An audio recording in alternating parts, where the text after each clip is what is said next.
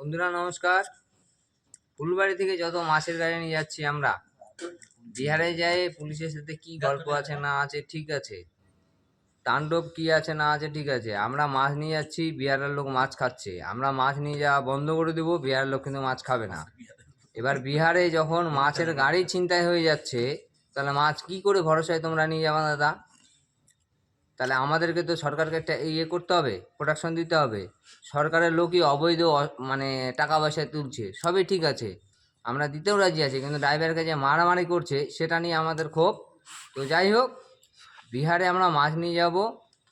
এবার পুলিশ প্রশাসন সরকার আমাদেরকে যদি সহযোগিতা করে তাহলেই মাছ যাবে। আর যদি ওরা যদি বলে যে না আমাদের মাছ দরকার নাই, তোদের বেঙ্গলের মাছ আমরা কি করে মাছ আমরা জোগাড় করব, ওরা করে নিতে পারে।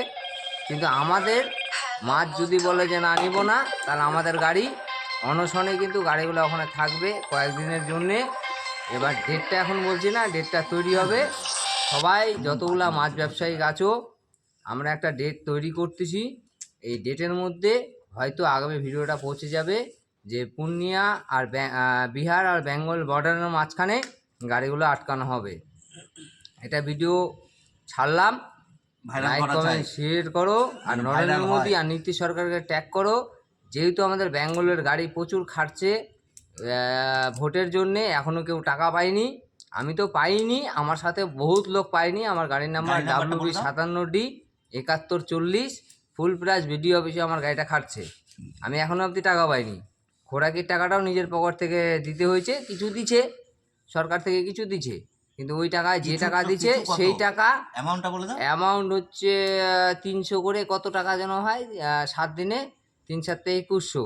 আমার খরচা আছে 2500, আমাকে দিয়েছে 2100, এটা নর্মাল খরচা আমার।